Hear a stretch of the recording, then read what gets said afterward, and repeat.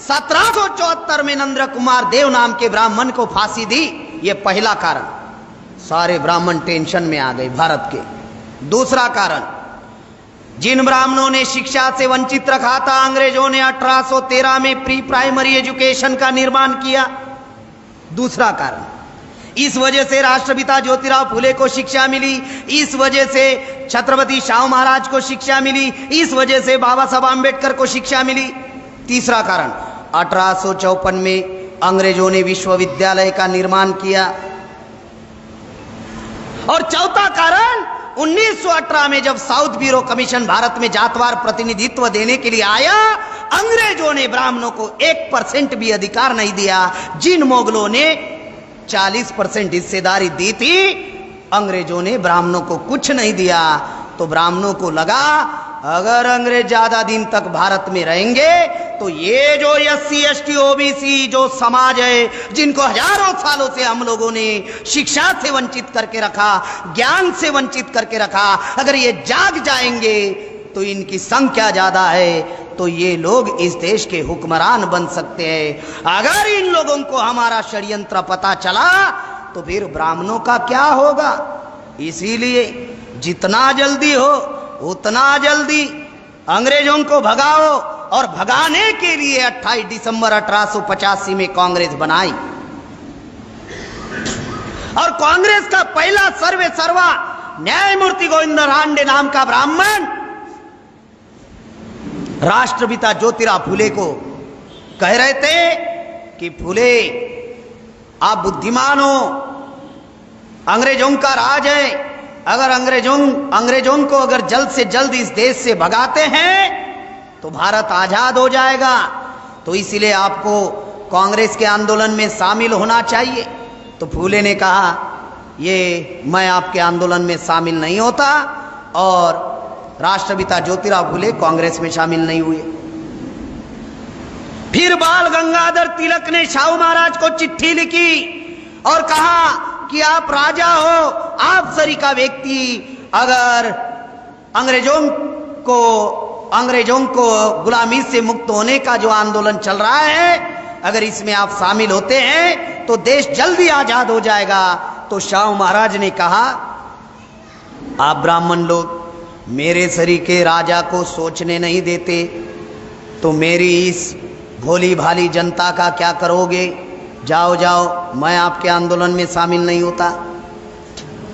और बाबा साहब आंबेडकर जब विदेश में पढ़ाई कर रहे थे तो बाबा साहब के पास में लाला लाजपत राय गए और बाबा साहब को कहे कि मिस्टर आंबेडकर, अछूत समाज में आप बहुत बुद्धिमान व्यक्ति हो, पढ़े लिखे व्यक्ति हो, अगर आप सरीका व्यक्ति अगर इस आजादी आंदोलन में शामिल होता है तो अंग्रेजों को जल्द से जल्द भगाया जा सकता है। तो बाबा साहब ने कहा, लाला जी, मैं यहाँ पर पढ़ने के लिए आया हूँ, मुझे पढ़ने दीजिए, भारत में आने के बाद मैं देखूंगा मुझे क्या करना है। और बाबा साहब ने लाला लाजपत राय यानी गांधी के आंदोलन में शामिल नहीं हुए। और बाबा साहब ने कहा, गुलामी में जिनकी हमें बातें सहन नहीं होती, आजादी में उनकी लातें खानी पड़ेगी। राष्ट्रपिता ज्योतिराव फुले ने क्या कहा, जब तक अंग्रेज माए बाप भारत में है तब तक भारत के शूद्र अति शूद्रों ने ब्राह्मणों के गुलामी से मुक्त होने के लिए जल्दी करनी चाहिए। अब तक कांग्रेस थी, बीजेपी निर्माण नहीं हुई थी, कम्युनिस्ट निर्माण नहीं हुआ था, टीएमसी निर्माण नहीं हुई थी। तो आप लोग सोच रहे होंगे कि यार ये तो बीजेपी, कम्युनिस्ट और टीएमसी का नाम नहीं ले रहा है, ये कांग्रेस का मामला चल रहा था ना तब। अब ब्राह्मणों ने 5 राष्ट्रीय स्तर के संगठन, 5 राष्ट्रीय स्तर की पार्टियां ब्राह्मणों ने बनाई। हमारे महापुरुष जो ब्राह्मण आंदोलन चला रहे थे अंग्रेजों के गुलामी से मुक्त होने का, उसमें शामिल नहीं हुए। और आज हमारे लोग उनके झंडे उठा रहे हैं, डंडे पकड़ रहे हैं, उनके पीछे पीछे भाग रहे हैं। मामला समझ में आ रहा है?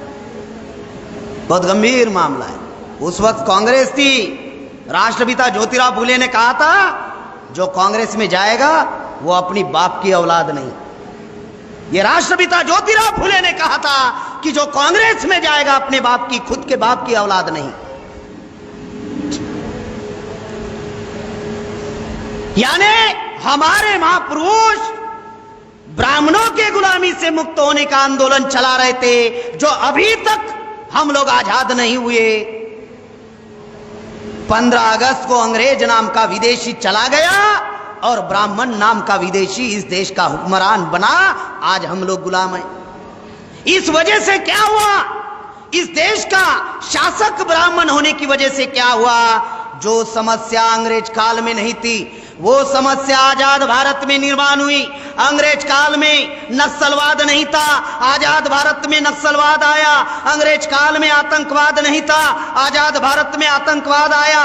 अंग्रेज काल में एक भी किसान ने आत्महत्या नहीं की, आजाद भारत में लाखों किसानों ने आत्महत्या की। अंग्रेज काल में एक भी महिला के ऊपर बलात्कार नहीं हुआ।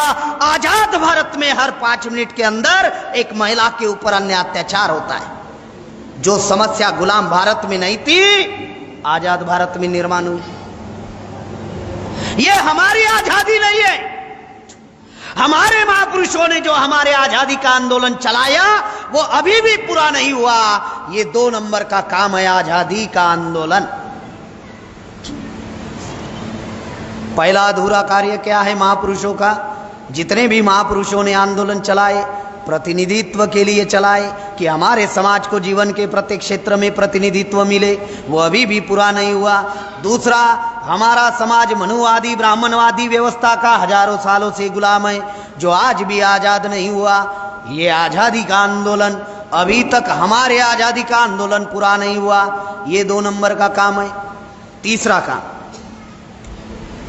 डॉक्टर बाबा साहब आम्बेडकर ने सोचा कि मैं अकेला व्यक्ति विदेश गया और वहां से पढ़ लिख कर आया तो मेरे बुद्धि का विकास हुआ।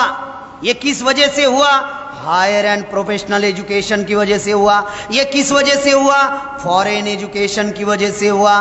तो बाबा साहब आम्बेडकर ने सोचा, अगर मेरा इतना विकास हुआ और मैंने इस समाज के लिए इतना किया, अगर मेरे सरीका नौजवान अगर विदेश जाएंगे, पढ़ लिख कर आएंगे, तो हमारे समाज का कल्याण होगा। इसलिए बाबा साहब आम्बेडकर ने फॉरेन एजुकेशन देने के लिए हमारे समाज के 50